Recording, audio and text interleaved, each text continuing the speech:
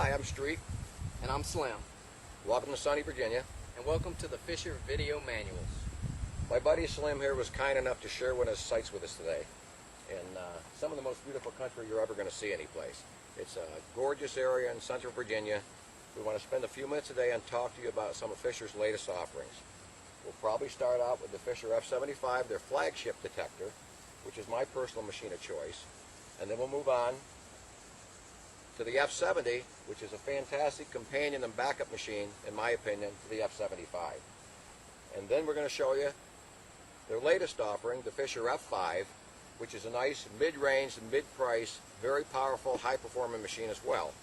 So take a couple minutes, grab yourself a cold drink, sit back, put your feet up, because we're going to go through these one by one, and hopefully we'll be able to give you a little bit understanding of what's in the manual, how to interpret the stuff, and how to get the most out of your new Fisher. Let's do it. Hi, and welcome to the Fisher F70 portion of the Fisher Video Manual series. I'm holding a Fisher F70 in my hands right now. And as you can see, it's vaguely familiar. It looks a lot like the F75. It shares a lot of the same ergonomics. It actually shares the same coils. Both the F75 and the F70 are 13 kilohertz machines. They both use the same stock and accessory coils. The F70 happens to come with a 10-inch elliptical concentric coil, where the F75 comes with an 11-inch double D coil. But you can use the 11-inch double D F75 coil on this machine. A lot of things are similar, such as the battery compartment. The headphone's in the same place. It hangs off of your elbow, keeps it out of your way. It takes 4 AA batteries, really quick and easy to get to. Battery life on this machine is phenomenal. You're looking at probably about 40 hours in the field use with this machine on 4 alkaline batteries. Again, it has a fully adjustable arm cup, very comfortable arm cup, which you can put a strap on if you like. The machine's very light. It only weighs 2 pounds 15 ounces with the batteries. It's very, very good performance. A very simple, intuitive, easy to use interface.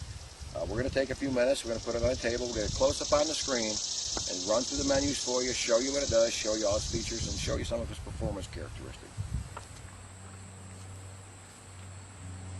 Take a couple minutes here and go over the functions, menus, and the different processes on the F70. I kind of like to refer to this as the F75's little brother, but there's nothing little about the performance of this machine. That's probably not a good thing to say or a correct thing to say. But yeah, let's turn around and see what we got here. Now, you notice the interface is quite a bit different, but it's every bit as easy to use. You have just a couple simple touch pads on it.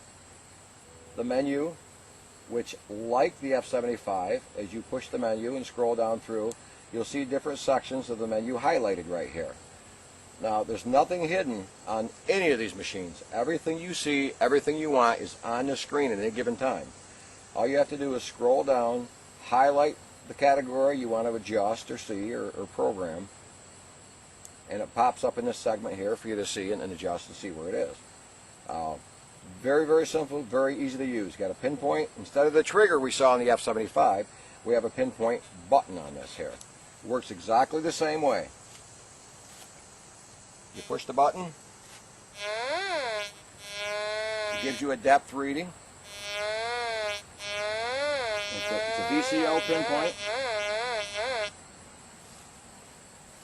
Another really, really, really cool thing about this machine here is it has an audio modulation that you don't see in a lot of machines today.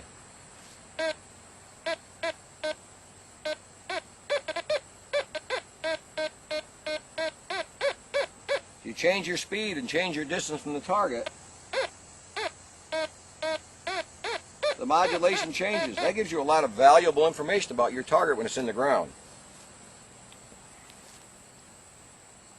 If you're hunting with a buddy, he's got another F70 or you got an F75, they're the same frequency, or another machine with a similar frequency, and you get interference, you can simply push the hertz or frequency button and change your frequency until you find one where you no longer get interference. If you're around power lines, if you're around maybe electric fences, other machines, it can be a very, very valuable aid in settling your machine down so it's usable. I personally, with this machine, haven't had any interference issues at all, ever, not once. That doesn't mean you won't encounter them in the field, though, and that's why that's on there, so you can tailor it, you can adjust it, you can modify and adapt to the situations in the field. It also has a feature that's similar to the F75's fast grab. It's called ground grab on here, and it's a membrane switch instead of a trigger, and it does exactly the same thing. Now when you turn this machine off and turn it back on, the ground balance defaults to 90, but when you pump it, it'll settle down, and we'll show you the ground balance procedure in a minute, just exactly how to do it. It works exactly like the fast grab on the F75, except it's called ground grab, and it's a membrane switch instead of a trigger. So let's get on through the settings. Okay, the first thing we want to talk about is the discrimination level. By default, when you turn the machine on, it's at 10. And at 10, you'll lose most of the small nails, things of that nature. If you encounter a situation where there's a lot of trash, you might want to customize it, raise it up to whatever level you need in that particular instance. Again, like the F75, the F70's maximum discrimination level is 65. But you can run it all the way down to 0 for optimum performance, especially in a relic hunter setting. And one of the kind of unique things about this particular machine is, you'll notice when you look at the face, there is no all metal setting. But that doesn't mean it doesn't have one. When you go below 0 on your discrimination setting, it goes into an auto-tune mode, which is a nice, smooth, very sensitive mode. And if you want to exit the auto-tune mode, it's just a simple matter of running your discrimination back up above 0.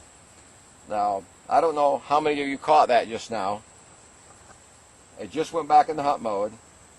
I have, looks like nickel's disc out now.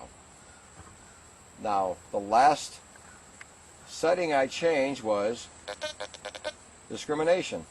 That automatically made the minus and plus keys hotkeys. So whatever setting you changed last, no matter what it is, you're out in the field hunting, it goes back into the hunt mode, and you're going along, it's like, oh, I want to change that just a little bit again. All you have to do is literally hit the up or down key, and it goes right back to the last setting you changed. It'll do the same thing with the speed setting, the sensitivity, the threshold, any of the changes you might make. If you make that change last, it automatically makes the plus and minus keys the hotkey. Our next setting, since we're talking about discrimination, is notch. And again, that works exactly like the F75. As we go up through and choose different sections,